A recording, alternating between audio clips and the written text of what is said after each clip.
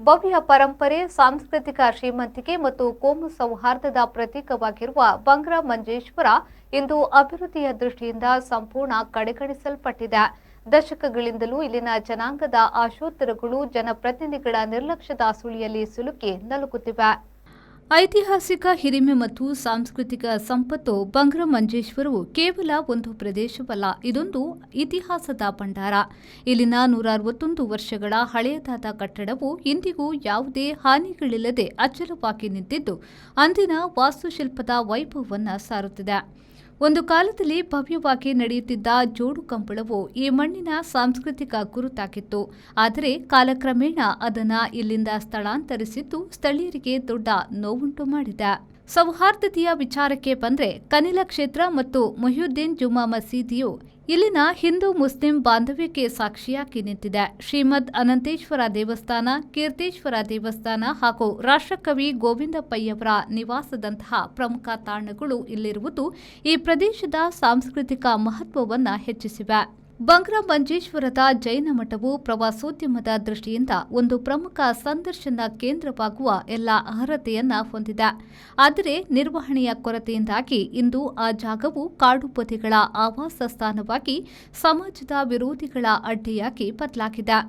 ಸುಮಾರು 40 ವರ್ಷಗಳ ಹಿಂದೆ 2 ಬಾರಿ ನಡೆದ ಉತ್ಸವಗಳೇ ಇಲ್ಲಿನ ಕೊನೆಯ ಸಾಂಸ್ಕೃತಿಕ ಸದ್ದು ಎನ್ನುವುದು ದುರ್ದೈವದ ಸಂಗತಿ. ಕಾಡಿಯಾರ್ ದ್ವೀಪ ಎನ್ನುವುದು ನನಸಾಗದ ಕನಸು. ಪ್ರಕೃತಿಯ ಮಡಿಲಲ್ಲಿರುವ ಕಾಡಿಯಾರ್ ದ್ವೀಪವನ್ನು ಒಂದು ಪ್ರವಾಸಿ ಪಾರ್ಕ್ ಆಗಿ ಅಭಿವೃದ್ಧಿಪಡಿಸಬೇಕೆಂಬುದು ಸ್ಥಳೀಯರ ಹಲವು ವರ್ಷಗಳ ಕನಸು. ಸ್ಥಳೀಯಾಡಳಿತಕ್ಕೆ ಅನೇಕ ಬಾರಿ ಮನವಿ ಸಲ್ಲಿಸಿದ್ರೂ ಆಡಳಿತ ವರ್ಗದವರು ಈ ಕುರಿತು ಯಾವುದೇ ಮುತುವರ್ಜಿ ವಹಿಸುತ್ತಿಲ್ಲ. ಪರಿಣಾಮವಾಗಿ ಈ ಸುಂದರ ದ್ವೀಪವು ಅಭಿವೃದ್ಧಿಯಿಂದ ದೂರವೇ ಉಳಿದಿದೆ. ನಮ್ಮ ಪೂರ್ವಜರು ಉಳಿಸಿಕೊಟ್ಟ ಈ ಐತಿಹಾಸಿಕ ಪರಂಪರೆಯನ್ನ ಮುಂದಿನ ಪೀಳಿಗೆಗೆ ಹಸ್ತಾಂತರಿಸಲು ನಾವು ಬಯಸುತ್ತೇವೆ. ಆದರೆ ವ್ಯವಸ್ಥೆ ನಮ್ಮನ್ನ ಕಡೆಗಣಿಸುತ್ತಿದೆ ಎಂಬುದು ಇಲ್ಲಿನ ಯುವಕ ಯುವತಿಯರ ಅಳಲು. ಬಂಗ್ರಾ ಮಂಜೇಶ್ವರದ ಅಭಿವೃದ್ಧಿಯು ಕೇವಲ ಭರವಸೆಗಳಲ್ಲೇ ಮುಳುಗಿ ಹೋಗುತ್ತಿದ್ದು, ಇದು ಮರೀಚಿಕೆಯಾಗಿ ಉಳಿದಿರುವುದು ವಿಪರ್ಯಾಸ.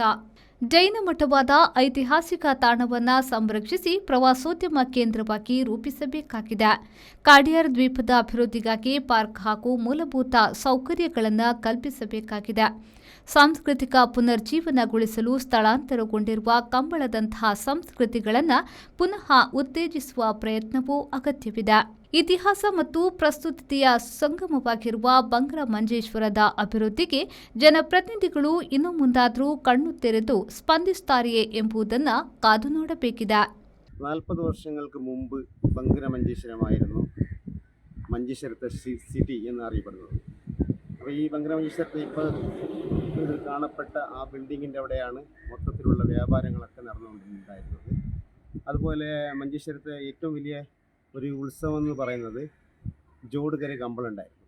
ആ കമ്പളം ഇപ്പം നിർത്തലായിട്ട് ഏകദേശം ഒരു 35 വർഷത്തോളം ആയിട്ട്. പിന്നെ ഇവിടുത്തെ മദനന്തേശ്വര ടെമ്പിൾ പുരാണമായ ഒരു ടെമ്പിളാണ്. അതുപോലെ ബംഗ്രാ മഞ്ചേശ്വരം മൊയ്യദ്ദീൻ ജുമാ മസ്ജിദ്, അതുപോലെ അതിൻ്റെ തൊട്ടടുത്ത് കമ്പൗണ്ടിൻ്റെ ഇപ്പുറത്ത് തന്നെ കനില ഭണ്ഡാരമനയുണ്ട്. അതുപോലെ തന്നെ ജൈന വസതിയുണ്ട്.